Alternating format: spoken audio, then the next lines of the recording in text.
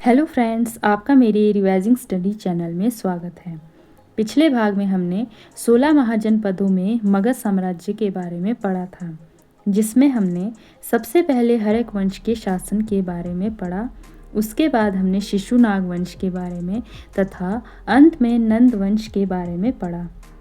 चंद्रगुप्त मौर्य ने नंद वंश के अंतिम शासक धनानंद को हराकर मगध की गद्दी पर शासन किया और मौर्य वंश की स्थापना की। पहले वंशों का अध्ययन हमने पिछले भाग में पढ़ा है। आइए आज हम मगध साम्राज्य में स्थापित हुए मौर्य वंश के बारे में अध्ययन करते हैं। मौर्य वंश। चंद्रगुप्त मौर्य चाणक्य, विष्णुगुप्त या कौटिल्य की सहायता से अंतिम नंद वंशीय शासक धनानंद को पराजित कर 25 वर्ष की आयु में 322 ईस्वी पूर्व मगध के सिंहासन पर आसीन हुआ और मौर्य साम्राज्य की स्थापना की। चंद्रगुप्त के शत्रुओं के विरुद्ध चाणक्य ने जो चालें चली, उनकी विस्तृत कथा मुद्रा राक्षस नामक नाटक में है, जिसकी रचना विशाखा दत्त ने गुप्त काल में की। चंद्रगुप्त मौर्य ने व्यापक विजय करके सर्वप्रथम अखिल भारतीय साम्राज्य की स्थापना की। चंद्रगुप्त मौर्य की गणना भारत के महान शासकों में होती है। वह भारत का प्रथम ऐतिहासिक सम्राट था। वह ऐसा पहला सम्राट था जिसने बृहत्तर भारत पर अपना साम्राज्य स्थापित किया और जिसका विस्तार ब्रिटिश साम्राज्य से भी बड़ा था।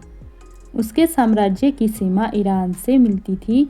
उसने ही भारत को सर्वप्रथम राजनीतिक रूप से एकबद्ध किया।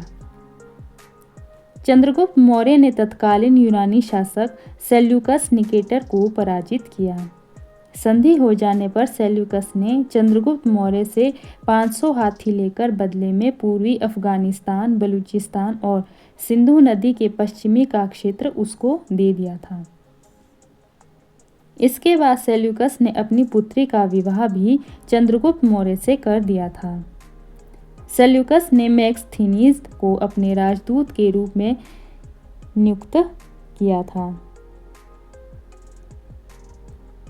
जहां उसने इंडिका नामक पुस्तक की रचना की। इंडिका मौर्यकाल के प्रशासन, समाज और अर्थव्यवस्था पर प्रकाश डालती है। चंद्रगुप्त मौर्य के शासनकाल में ही स्थूलभद्र के नेतृत्व में पाटलिपुत्र में प्रथम जैन संगीति का आयोजन किया गया था। चंद्रगुप्त मौर्य के विशाल साम्राज्य में काबुल, हेरात, कांधार, बलूचिस्तान, पंजाब, गंगा यमुना का दोआब, बिहार, बंगाल, गुजरात, विंध्य और कश्मीर का भूभाग भी सम्मिलित था। तमिल ग्रंथ अहनानूर और मुरनानूर से ज्ञात होता है कि दक्षिण भारत पर भी उसने आक्रमण किया था। रुद्रदामन के जूनागढ़ अभिलेख संस्कृत भाषा में चंद्रगुप्त के नाम का उल्लेख आता है। इसमें मौर्यकाल में निर्मित सुदर्शन झील की जानकारी मिलती है। इस झील का निर्माण चंद्रगुप्त मौर्य के शासनकाल में उसके प्रांतीय राज्यपाल पुष्यमित्र वैश्य ने गुजरात के सौराष्ट्र प्रांत में सिंचाई व्यवस्था के लिए करवाया था। वृद्धावस्था में चंद्रगुप्त मौर्य ने जैन मुनि भद्रबाहु से जैन दीक्षा ली थी और श्रवण बेलगोला में 297 ईस्वी पूर्व में उपवास के दौरान अपना शरीर त्याग दिया था। कौटिल्य द्वारा रचित पुस्तक अर्थशास्त्र मौर्य वंश की राजनीति और लोक प्रशासन की विस्तृत जानकारी प्रस्तुत करती है। इस ग्रंथ की तुलना मैकियावेली के प्रिंस से की जाती है। अर्थशास्त्र मुख्यतः सूत्र के गद्य रूप संस्कृत में है। शुरू में चाणक्य तक्षशिला विश्वविद्यालय में प्राचार्य थे। बिंदुसार। चंद्रगुप्त मौर्य की मृत्यु के पश्चात उसका पुत्र बिंदुसार उसका उत्तराधिकारी बना। यूनानी लेखक बिंदुसार को अमित्रघात कहते थे, जबकि वायु पुराण में उसे मद्रसार और जैन ग्रंथों में उसे सिंहसेन कहा गया है। अमित्रघात का अर्थ होता है शत्रुओं का नाश करने वाला। बिंदुसार ने सुदूरवर्ती दक्षिण भारतीय क्षेत्रों को भी जीतकर मगध साम्राज्य में सम्मिलित कर लिया था। बिंदुसार के शासनकाल में तक्षशिला में 2 विद्रोह हुए, जिनका दमन करने के लिए पहली बार अशोक तथा दूसरी बार सुषेण को भेजा गया। बिंदुसार के राज दरबार में यूनानी शासक एंटियोकस प्रथम ने डायमेकस नामक व्यक्ति को राजदूत के रूप में नियुक्त किया। मिस्र नरेश फिलाडेल्फस टोलेमी द्वितीय ने डायनेसियस नामक मिस्री राजदूत को बिंदुसार के दरबार में नियुक्त किया था। बिंदुसार आजीवक संप्रदाय का अनुयायी था। बिंदुसार की मृत्यु 273 ईस्वी पूर्व के लगभग हुई थी। अशोक बिंदुसार का पुत्र था। यद्यपि अशोक 273 ईस्वी पूर्व में ही सिंहासन प्राप्त कर लिया था, परंतु वह 4 साल तक गृह युद्ध में रत रहने के कारण अशोक का वास्तविक राज्याभिषेक 269 ईस्वी पूर्व हुआ था। दीपवंश एवं महावंश ग्रंथों में के अनुसार अशोक ने अपने 99 भाइयों की हत्या की थी। राज्याभिषेक से पहले अशोक उज्जैन के राज्यपाल था।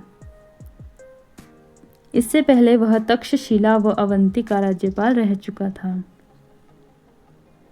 अशोक ने अपने राज्याभिषेक के 7 वर्ष बाद कश्मीर और खोतान के अनेक क्षेत्रों को अपने साम्राज्य में मिलाया। उसके साम्राज्य में तमिल प्रदेश के अतिरिक्त समूचा भारत और अफगानिस्तान का बड़ा भूभाग सम्मिलित था। अपने राज्याभिषेक के 8वें वर्ष अर्थात 261 ईस्वी पूर्व में अशोक ने कलिंग पर आक्रमण किया और उसे जीत लिया। इसका उल्लेख अशोक के 13वें शिलालेख में है। कलिंग युद्ध में हुए व्यापक नरसंहार ने अशोक को विचलित कर दिया, जिसके परिणाम स्वरूप उसने शस्त्र त्याग की घोषणा कर दी। तत्पश्चात उसने बौद्ध धर्म स्वीकार कर लिया, जबकि इससे पूर्व वह ब्राह्मण मतानुयायी था।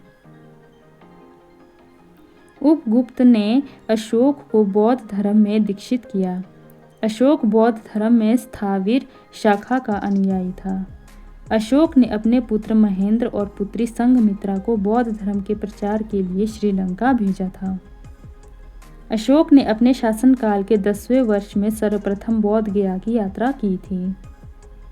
अशोक ने अपने शासनकाल के 20वें वर्ष में लुम्बिनी की यात्रा की थी तथा लुम्बिनी ग्राम को कर मुक्त कर दिया था। अशोक ने अपने प्रजा के नैतिक उत्थान हेतु जिन आचार विचारों को प्रस्तुत किया था, उसे उसके अभिलेखों में धम्म कहा गया है। अशोक के शासनकाल से पूर्व विहार यात्राओं का प्रचलन था, जिसमें मनोरंजनार्थ पशुओं का शिकार किया जाता था।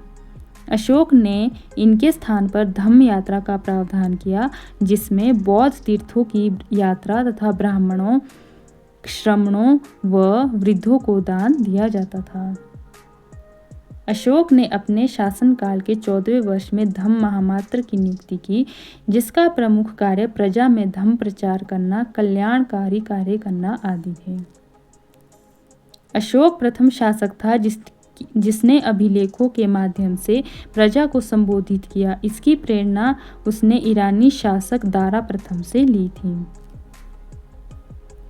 अशोक के अभिलेखों में उसे सामान्यतः देवानाम प्रिय, देवताओं में प्रिय कहा गया है। भाब्रू अभिलेख में उसे पियदस्सी, देखने में रमणीय, जबकि मास्की में बुद्धशाक्य कहा गया है। कल्हण की राजत रांगिनी के अनुसार अशोक ने श्रीनगर की स्थापना की थी। अशोक के अभिलेख। अशोक के इतिहास की जानकारी उसके अभिलेखों से मिलती है। अशोक पहला भारतीय शासक था जो अभिलेखों द्वारा अपनी प्रजा को सीधे संबोधित करता था। अशोक के सर्वाधिक अभिलेख प्राकृत भाषा में हैं। अशोक के अभिलेख ब्राह्मी, खरोष्ठी, अरमाइक एवं ग्रीक लिपियों में मिलते हैं। अशोक के अभिलेखों में शाहबाजगढ़ी एवं मानसेहरा पाकिस्तान के अभिलेख खरोष्ठी लिपि में हैं। अशोक के तक्षशिला एवं लघमान अफगानिस्तान अभिलेख अरमाइक लिपि में उत्कीर्ण है। अशोक का शर-ए-कुना अफगानिस्तान अभिलेख अरमाइक एवं ग्रीक द्विभाषी एवं द्विलिपिक में उत्कीर्ण है। ब्राह्मी लिपि बाएं से दाएं तथा खरोष्ठी दाएं से बाएं लिखी जाती थी। अशोक के अभिलेखों में उत्कीर्ण ब्राह्मणी एवं खरोष्टी लिपि को सर्वप्रथम जेम्स प्रिसेप ईस्ट इंडिया कंपनी की टकसाल का एक अधिकारी ने 1837 ईस्वी में पढ़ा था। भाब्रू अभिलेख में अशोक ने स्वयं को सम्राट कहा है।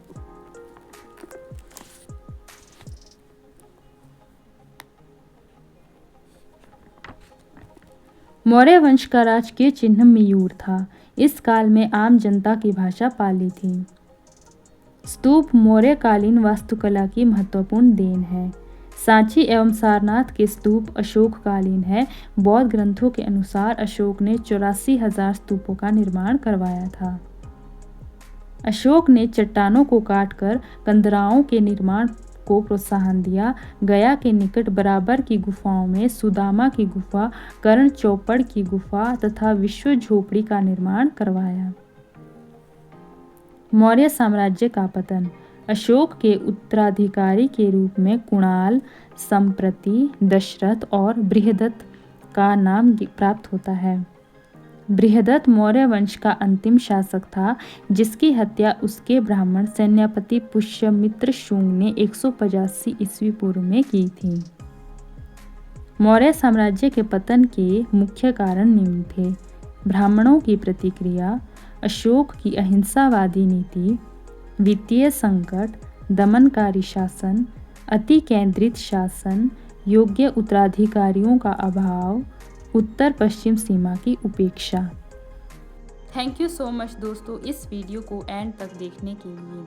अगर आपको वीडियो पसंद आया हो तो लाइक ज़रूर करें, अपने दोस्तों के साथ शेयर करें और चैनल को सब्सक्राइब करना ना भूलें।